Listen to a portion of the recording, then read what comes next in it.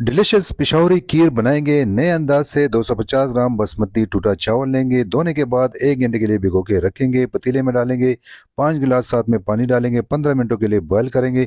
इसके आधे चावल जूसर के जग में डालेंगे, आधे छोड़ देंगे और इसी जूसर के जग में ये पापे डालेंगे। 12-10 100 ग्राम वजन में बनते हैं। 4 टेबल स्पून मिल्क पाउडर डालेंगे। 2 कप पानी डालकर अच्छे साइज का स्मूथ सा पेस्ट बनाएंगे। और दोस्तों इस बकाए के चावल में 2 लीटर हमने दूध डाला है जो फ्रीजर में थोड़ा सा जम गया है। यहाँ से 25-30 मिनट लगेंगे। 1 कप चीनी से थोड़ी सी चीनी पैन में डालकर मेल्ट होने देंगे। और यहाँ पे ये चीनी मेल्ट हो गई है, इसमें डाल देंगे खीर में। चम्मच मुसलसल चलाते रहेंगे।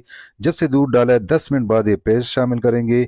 इसके साथ ही चीनी शामिल करेंगे, बकाया इलायची पाउडर शामिल करेंगे। मजीद 15 से 20 मिनट पकाते रहेंगे और खीर हमारी तैयार है। गरम गरम बर्तनों में डालकर 30 मिनट के लिए बाहर रखेंगे। उसके बाद 6-7-8 घंटों के लिए फ्रिज में रखेंगे। तो फ्रिज से निकालने के बाद माशाल्लाह खोए के बगैर खोए वाली रबड़ी खीर तैयार।